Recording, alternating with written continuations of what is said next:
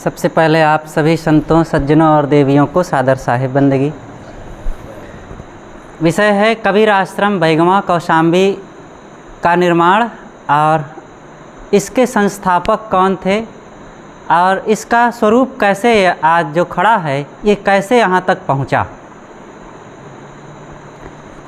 चमकते हुए सूरज ने एक बार अपने सितारों से पूछा कि जब मैं नहीं रहूँगा तो मेरा ये काम कौन संभालेगा, इस संसार को प्रकाशित कौन करेगा। चारों तरफ उसकी सभा में खामोशियाँ छाई हुई थी, सन्नाटा पसरा हुआ था। किसी को कोई जवाब नहीं सूझ रहा था कि कौन कह सके कि मैं यहाँ प्रकाश फैलाऊँगा। इतने में पीछे बैठे हुए दीपक ने बड़ी विनम्रतापूर्वक कहा कि आपकी जिम्मेदारियों को मैं निभाऊँगा, मैं प्रकाशित करूँगा। दीपक जरूर छोटा है, लेकिन निश्चित ही अगर वो ठान ले तो पूरे घर को प्रकाशित कर देता है। सूरज का काम कोई और नहीं कर सकता, चांद नहीं कर सकता, कोई तारे नहीं कर सकते, लेकिन दीपक करता है। ये तो एक उदाहरण हुआ। इसी तरह हमारे इस दबे कुचले शोषित समाज को, जो तमाम अंधविश्वासों में, दीनता में जकड़ा हुआ था, इस उत्तर प्रदेश की कौशाम्बी की धरती में सद्गुरु श्री निर्दुंद साहिब जी आए और उन्होंने जो काम किया है वो अद्वितीय रहा है। उनके व्यक्तिगत जीवन के बारे में थोड़ी सी चर्चा करें। सन 1930 ईस्वी में फतेहपुर जिला के नंदनकपुरवा नामक गांव में एक बच्चे का जन्म हुआ और वो बच्चा अपने भाइयों में सबसे छोटा था।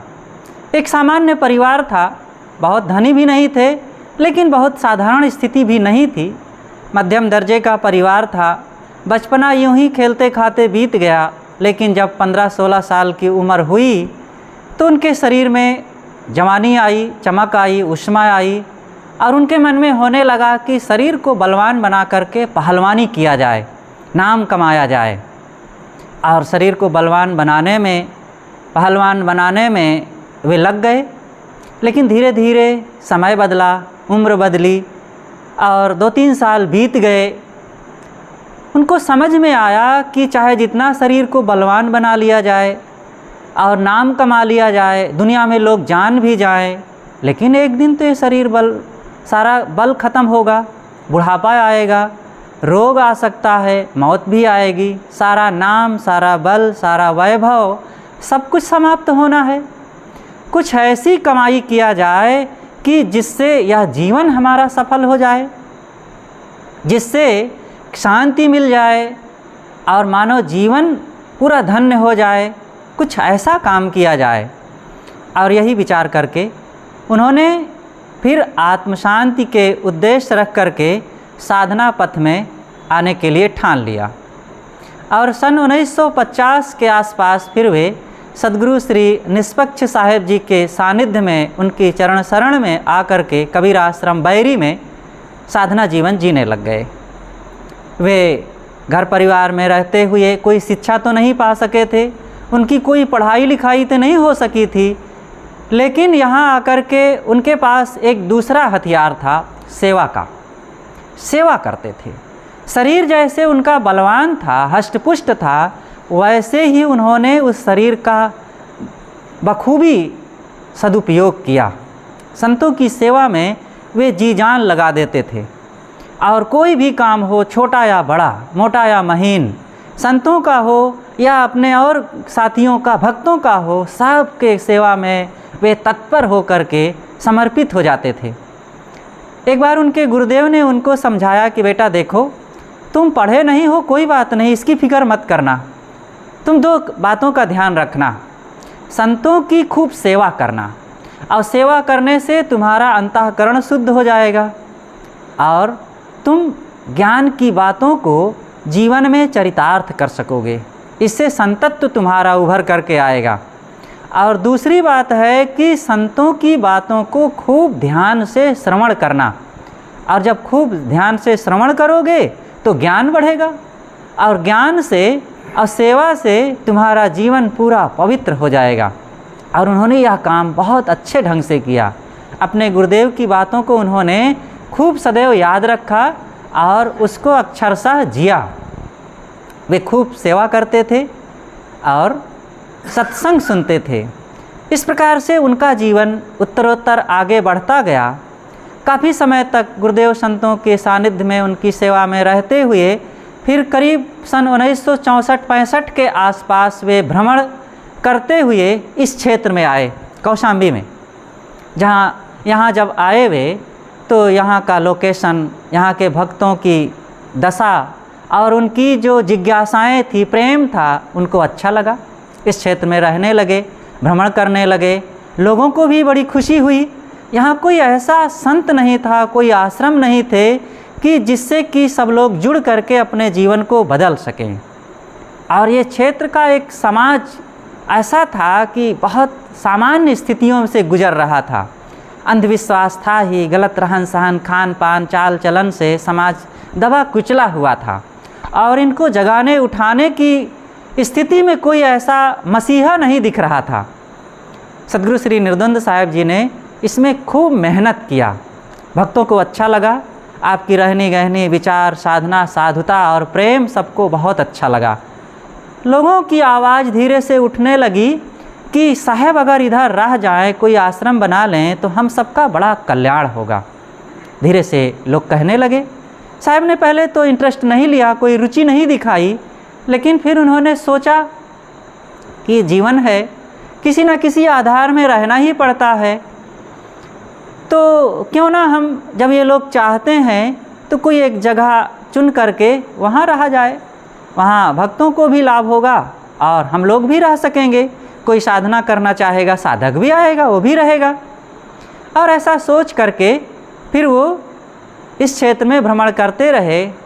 एक बार इसी बैगवा गांव के भक्तराज श्री राजा राम जी और श्री वैद्यनाथ जी, इन्होंने निवेदन किया कि साहब हम आपको चाहते हैं, आपके लिए हम आश्रम का निर्माण करेंगे, आप इधर रहिए।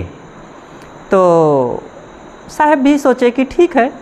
फिर इधर घूमने के लिए आए, देखे इधर का लोकेशन, बगीचा है, कुआं है, चारों तरफ खेत है, भौगोलिक स्थिति बहुत अच्छी है, तो आपको अच्छा लगा। और भक्तों ने भी कहा कि साहब इस तरफ आपके लिए हम सोच रहे हैं। साहब ने कहा ठीक है, अगर ऐसी बात है तो करो जो करना है। तो उन्हीं लोगों की ये ज़मीन थी और इस ज़मीन में थोड़ा सा उन्होंने निकाला और कहा कि साहब इसमें आपके लिए एक छोटी सी कुटिया बनाते हैं। सबसे पहले एक झोपड़ा तैयार किए और झोपड़ा में साहब रहने लगे। थोड़ा वहाँ सामान रख करके समय से भ्रमण करते रहे। थोड़े दिनों के बाद फिर लोगों ने विचार किया कि साहब कुछ और बनाना है। और साहब भ्रमण करते, जो कुछ थोड़ा मोड़ा पैसा पाते, क्या पाते थे लोग, 5 रुपया, 2 रुपया, 10 रुपया देते थे विदाई में, और उसी में जो इकट्ठा होता थोड़ा सा कुछ निर्माण किए। भक्तों ने भी लगाया और एक कमरा जो आज अभी गिरा दिया गया पीछे, वो कोठार के रूप में था और बरामदा था, एक कमरा और था साइड में। तो इस प्रकार से ये थोड़ा सा बना। बगल में एक खपड़ेल बन गया भंडार के रूप में। तो इतना ये सब चलता रहा और उसी में फिर संतों का, अनेक संतों का आगमन भी होता रहा। श्री निर्भय साहब जी, जिन्हें हम श्री भंडारी साहब के नाम से जानते हैं, वे आ गए, साथ में रहने लगे और वे समर्पित होकर के सेवा करते थे। श्री प्रेम साहब जी, श्री गुरु मिलन साहब जी, श्री कृपा साहब जी, श्री बजरंग साहब, इस प्रकार से और भी अनेक संत आए। 7-8 संतों का बराबर यहाँ पर एक छोटा सा समाज बना ही रहता था। इसी बीच में साहब भ्रमण करते थे और भक्तों में आते जाते थे। पूज्य संत श्री विकास साहब जी की जन्मभूमि गए और वहाँ के लोगों के को भी दीक्षा हुई, लोग भक्त हुए, जुड़े और आप वहाँ रहते थे, पढ़ते थे। साहब जब जाते थे तो अंग संग लग जाते थे, सेवा करते थे, बातें सुनते थे और बड़ा अच्छा लगता था। साथ में हम भी रहते थे। लेकिन धीरे धीरे मन होने लगा कि संतों की कैसी रहनी, इनका पवित्र वेश, पवित्र विचार, पवित्र जीवन, काश हम भी ऐसा जीवन जीते तो बहुत अच्छा होता। ऐसी रुचि बढ़ती गई और श्री साहब जी भी इन विचारों को भांपते गए और वे भी अपनी तरफ से संप्रेषण भेजते गए और धीरे धीरे मन में वो वैराग उदय होने लगा। और 12 मार्च सन 1991 ईस्वी को पूज्य श्री साहेब जी गृह त्याग करके साहेब जी के चरण शरण में आ गए सदैव के लिए। आपका पूर्व आश्रम का नाम था श्री राधे श्याम जी, और यहाँ आश्रम में आकर के 8 महीने के पश्चात आपको सद्गुरु श्री निर्द्वंद साहेब जी के द्वारा साधुवेश हुआ, और साधुवेश के पश्चात आपका नाम राधे श्याम से बदल करके विकास दास नाम रखा गया, और जिन्हें हम पूज्य श्रद्धेय संत श्री विकास साहेब जी के नाम से जानते हैं। और यथा नाम तथा गुणों, जैसे आपका नाम वैसे ही आपका गुण और विचार रहा। आप आश्रम में रह करके संतों की सेवा और सबका सहयोग, प्रेम, वैराग, बोध, विचार, सत्संग में सदैव संलग्न रहते थे। और जब से आपका आना हुआ, लोगों में और उत्साह जग गया। पहले सब वृद्ध लोग ही रहते थे, लेकिन एक नवयुवा साधक के आने पर सबका उत्साह बढ़ गया, सबका प्रेम बढ़ गया, भक्तों का आवागमन भी बढ़ गया, और इस प्रकार से आश्रम और भी समृद्ध तथा फलता फूलता हुआ आगे गुजर रहा था। जो भी साहेब जी भ्रमण करते हुए कि जो भक्तों के द्वारा पूजा विदाई मिलती थी, साहेब 3 साल में एक भंडारा कर देते थे, सत्संग होता था, सब उसी में खर्चा हो जाता था। तो इस प्रकार से सत्संग का क्रम होता। कुछ वर्षों के बाद इधर सन 1998-99 के पश्चात से विचार हुआ कि यहाँ मासिक सत्संग कुछ होना चाहिए, क्योंकि 3 साल में जो होता है बहुत देर हो जाती है, भक्तों का उत्साह डाउन होने लगता है। एक सामान्य रूप से लोगों का आवागमन बना रहे और विचार मिलते रहें, ऐसा निश्चय करके मासिक सत्संग शुरू हुआ, और प्रत्येक महीने की पहली तारीख को फिर सत्संग होने लगा। खूब लोगों का आवागमन होता है, लोग लाभ लेते रहे। धीरे धीरे इधर विचार होने लगा कि आश्रम में निवास की जगह थोड़ी सी कम है, और इधर साहेब का शरीर भी बूढ़ा होने लगा। 19 मार्च सन 2012 को साहेब उसके पहले से काफ़ी अस्वस्थ रहते रहे, लेकिन 19 मार्च को 12 में सद्गुरु श्री निर्द्वंद साहेब जी का नश्वर शरीर भी समाप्त हो गया, स्वरूप लीन हो गए। अब इधर पूज्य श्रद्धेय संत श्री विकास साहेब की जिम्मेदारियां बढ़ती गई, आश्रम को निभाने की, भक्तों को निभाने की, लेकिन सब चलता रहा। 6 जून 2012 को सद्गुरु श्री अभिलाष साहेब जी का यहाँ पर पदार्पण हुआ। उसके पहले भी अनेक बार आए, 1992 में आए, और 1998 में आए, 2004 में आए, और संभव है 8 में भी आए थे, और इधर 12 में आए, 6 जून 12 को। और उसमें सद्गुरु श्री निर्द्वंद साहेब जी की श्रद्धांजलि कार्यक्रम थी, और जैसे वो कार्यक्रम था, जैसे यहाँ के वो संस्थापक थे, वैसे ही विशाल कार्यक्रम हुआ। सत्संग हुआ, भंडारा हुआ, दूर दूर से संतों, भक्तों, सज्जनों, देवियों, साध्वियों सब का आगमन हुआ। और उसी सभा में सद्गुरु श्री अभिलाष देव जी के आशीर्वचनों और उनके कर कमलों से पूज्य श्री विकास साहेब जी को आश्रम की जिम्मेदारियों को निभाने का भी बोझ आ गया, और आप बखूबी निभाते रहे। 2012 के पश्चात इधर 14 का समय आया। फिर विचार ये और परिपक्व होता गया कि कुछ एक जगह होनी चाहिए जिसमें बाहर से आए हुए संतों या भक्तों को हम निवास दे सकें। कोई ऐसी जगह नहीं है कि जिसमें हम हवा प्रकाशदार थोड़ा सुविधापूर्वक निवास दे सकें। विचार हुआ कि कुछ बनाया जाए, लेकिन कहाँ बनाया जाए, जगह नहीं थी। उसी को तोड़ करके बनाने का विचार हुआ, लेकिन फिर ऐसी कुछ हवा आई, पता चला कि नहीं, बगल की ज़मीन जो भक्तों की है, अगर बात किया जाए तो मिल सकता है। बात हुई और पैसे दे करके उसे ख़रीदा गया, और इसमें कुछ कमरे और छोटे से एक हॉल का निर्माण हुआ, और ये काम हुआ। इसमें फिर सत्संग होता रहा, संतों का निवास होता रहा। पुरानी जगह में भी श्री साहेब जी और संत रहते रहे, भोजन उधर ही बनता था। और इधर समय बढ़ता गया तो ये एहसास होने लगा कि इस छोटे से हाल में अब यह भी छोटा होने लगा। जब भी सत्संग होता है, आधे लोग बाहर बैठते हैं, आधे लोग भीतर रहते हैं, 2 भाग में हो जाता है। ऐसा लगा कि एक कोई हाल बड़ा होना चाहिए जिसमें एक साथ सब बैठ सके और भी साधना शिविर कुछ किया जा सके। तो इस वर्ष ये सन 2025 के फरवरी और मार्च में ये विचार मजबूत हुआ और फिर सामने की जो जगह थी इसमें एक हाल का निर्माण हुआ। और इधर जो पुरानी जगहें थी उसके बारे में भी ये विचार होता रहा और देखते रहे कि वो जीर्ण हो रहा है, कई जगह से फट रहा है, बारिश होती है तो पानी चूता है, कभी सामान भीग जाता है, तो कभी ऊपर से पपड़े गिर जाते हैं, छत का कुछ हिस्सा टूट करके। तो लगा कि अब इसको भी रखना उचित नहीं है, कभी भी कुछ खतरा हो सकता है। और इस हाल के पश्चात फिर उसको भी गिराया गया और वह भी काम शुरू हुआ, नींव भरी गई, दीवारें खड़ी हुई और कल 10 सितंबर को उसकी छत की ढलाई भी हो गई। और ये सब संतों, गुरुजनों, भक्तों के प्रेम, कृपा और आशीर्वाद से ही संभव हुआ, हमारे संतों के पुरुषार्थ से संभव हुआ। और ये इतना बड़ा काम होता रहा। मन को बड़ा संतोष मिला कि एक सेवा की जगह जो भौतिक रूप से जिम्मेदारियों के लिए हम लोगों के कर्तव्य है, उसको भी कुछ श्री साहेब जी निभा रहे हैं, हम लोग भी कुछ कर धर रहे हैं।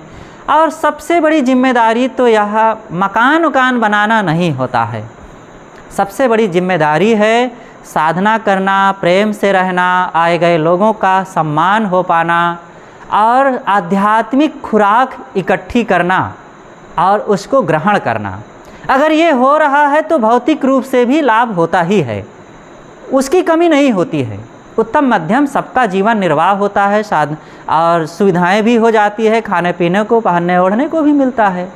लेकिन खास जो साधु की संपत्ति है वो है साधना, वैराग्य और लोगों के लिए सद्भाव।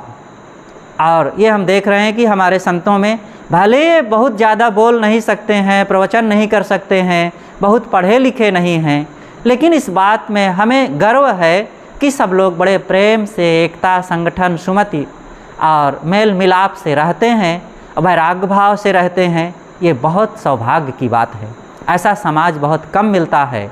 और ये सद्गुरु श्री निर्दुंद साहेब जी, सद्गुरु श्री अभिलाष देव जी, सद्गुरु श्री निष्पक्ष साहेब जी और सद्गुरु श्री विकास साहेब जी की कृपा का ही फल है। हम लोग जो ये सब लाभ ले रहे हैं और ये सब लाभ लेते ही रहना है जीवन भर, जब तक सांस है, जीवन है। इन संतों, गुरुजनों का उपकार मान करके हमें साधना करनी है, जीवन में सामाजिकता, व्यवहारिकता और आध्यात्मिकता को बरकरार ही रखना है। यही हमारे जीवन का लाभ होगा और इसी से हम दूसरों को भी कुछ प्रेरणा दे सकेंगे। तो ये काम हम सब लोगों को शौक़ से करना चाहिए। ये देखो अभी कितना बड़ा काम हुआ मकान निर्माण का, और ये सब के सहयोग से हुआ। और ये हम सोच नहीं सकते थे कि यह भी हो सकता है, लेकिन जहाँ गुरुजनों, संतों का आशीर्वाद है, कृपा है और सबका इतना सद्भाव, प्रेम है, आप सबका पुरुषार्थ है, तो क्यों नहीं होगा। जो कुछ शुभ संकल्प होगा सब होगा। बस हम लोग अपने अपने दिशा में सही ढंग से सही रहनी और करनी, कथनी, विचार बनाए रखें और आध्यात्मिक दिशा में कर्तव्यरत रहें। बस जो चाहेंगे कोई चीज़ की कमी नहीं होगी। इसलिए बस आप लोगों से हमें छोटी सी यही बात कहनी थी कि ये आश्रम की एक छोटी सी रूपरेखा रही। इसके संस्थापक सद्गुरु श्री निर्दुंद साहेब जी आज नहीं हैं, लेकिन उनका आशीर्वाद, उनका सानिध्य, उनकी कृपा और सद्गुरु अभिलाष देव जी नहीं हैं जो आकर के यहाँ पर समय समय से आध्यात्मिकता का सिंचन करते थे और सबको आशीर्वाद देते थे, जीवन जीने की राह बता देते थे। ये महापुरुष जरूर नहीं हैं, लेकिन उनकी छाया है, उनकी कृपा है, उनके उपदेश हैं, उनके पद चिन्ह हैं और उनकी सुगंधी है। और इन समस्त आदर्शों को अगर हम लोग अपने जीवन में रखेंगे तो निश्चित है ये धरती एक तीर्थ का रूप धारण कर लेगी और यहाँ रहने वाले सभी देवता बन जाएंगे और यहाँ जो आकर के लाभ लेंगे एक स्वर्ग का अनुभव करेंगे। तो ये सब काम हम सब लोगों को करते चलना है और इसके लिए मेहनत करना है, समय देना है और हृदय से, दिल से ये काम जब किया जाएगा तो निश्चित ही इसमें हम सब लोग सफल होंगे। बस अपनी बातें यहीं पर मैं समाप्त करता हूँ और सभी संतों, गुरुजनों, महापुरुषों को प्रणाम करते हुए, आप सबको सादर नमन करते हुए अपनी बातों को यहीं पर मैं विराम देता हूँ। बोलिए सद्गुरुदेव की जय। अब आइए निर्माणाधीन भवन की एक झलक आपको दिखाते हैं। उसमें कहाँ पर भंडार घर है, कहाँ पर कोठार घर है और संतों का निवास क्या है वो थोड़ा सा अभी तो कुछ समझ में भी ज़्यादा नहीं आएगा, लेकिन उसको आप एक झलक देख सकते हैं कि इस प्रकार से ये छोटा सा एक आश्रम का जो नए भवन के रूप में आकार आया है वह भी आप देख सकते हैं, और साथ साथ एक भजन का भी आनंद लेते रहें। बहुत ही प्यारा भजन संकल्प गान, आइए हम सब लोग श्रवण करते हैं।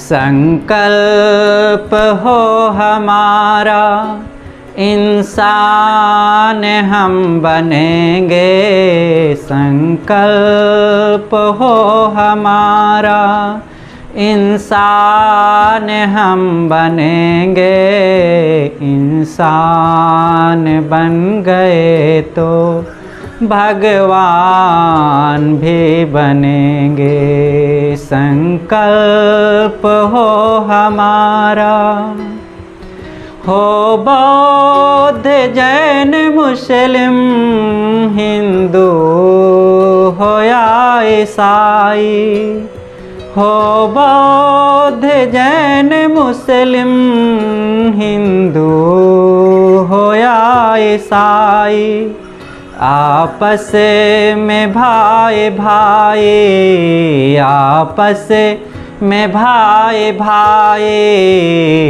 सबको गले मिलेंगे। संकल्प हो हमारा इंसान हम बनेंगे, इंसान बन गए तो भगवान भी बनेंगे। संकल्प हो हमारा, हम एक ही गगन के चमके हुए सितारे, हम एक ही गगन के चमके हुए सितारे, लगते हैं कितने प्यारे, लगते हैं कितने प्यारे, हंसते रहे हंसेंगे।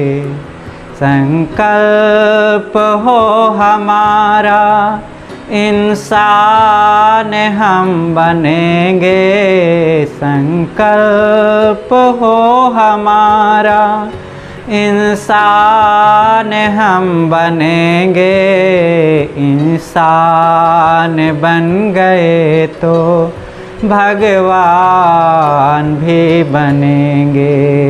संकल्प हो हमारा,